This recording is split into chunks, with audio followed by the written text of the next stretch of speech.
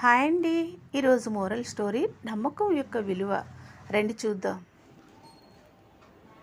చాలా కాలంగా అనగనగా ఒక అడవిలో గల ఒక చెట్టు తొర్రలో అడవి కోడి వేటగా ఉపయోగపడే పక్షి నివసించుచుండెను. ఒకరోజు అడవి కోడి తనకు ఆహారం దొరకడం కష్టంగా ఉండడం వలన మరి ఒక చోట ఆహారం వెదకడానికి బయలుదేరింది. ఆవిడ దూరంగా గల పొలంలో వరి పంట పండించడం చూసింది. తనకు ఆహారంగా వరిగింజలు దొరుకుతూ ఉండడం వలన కొన్ని రోజుల పాటు ఆ అడవి కోడి అక్కడే ఉండిపోయింది. వరిగింజలను బాగా తిని పుష్టిగా తయారైన అడవి కోడి తిరిగి తన నివాస స్థానానికి తిరుగు ప్రయాణమయ్యింది. అడవి కోడి లేని సమయంలో ఆ అడవిలోకి కుందేలు నివాస స్థావరం కోసం వెతుకుతూ అడవి కోడి నివాసం ఉండే చోటు తొర్రతకు తనకు అనువుగా ఉందని అక్కడ ఎవ్వరూ లేకపోవడం చూసి తాను నివసించసాగింది. తిరిగి వచ్చిన అడవి కోడి తన చెట్టు తొర్రలో మరి ఒకరు నివసిస్తున్నారని గ్రహించి కోపంతో ఈ విధంగా అన్నది, ఎవరు నీవు? నా చెట్టు తొర్రలో నీవెందుకు ఉన్నావు?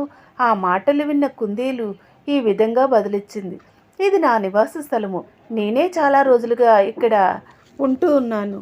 ఈ విధంగా అడవి కోడి మరియు కుందేలు ఆ చెట్టు తొర్ర కోసం గొడవపడసాగారు.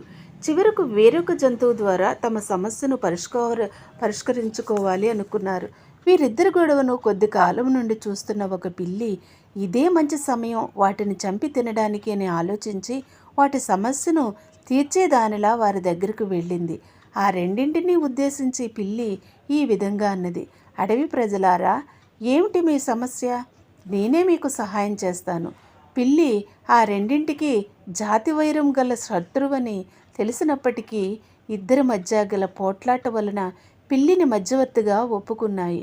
అడవి కోడి కుందేలు సమీపించగానే పిల్లి గుర్రుమని శబ్దం చేస్తూ తన పంజా విసురుతూ వాటిపై దాడి జరిపింది. అడవి కోడి చెరోవైపుకు ప్రాణాలు కాపాడుకోవడానికి పరుగుపెట్టాయి. కానీ పిల్లి యొక్క పంజా దెబ్బలకు దాని వాడి అయిన పళ్ళ నుండి తప్పించుకోలేక ఆ రెండూ తమ ప్రాణాలు కోల్పోయినాయి. ఇందులోని నీతి, అపనమ్మకమైన వారిని నమ్మడం ప్రమాదకరం.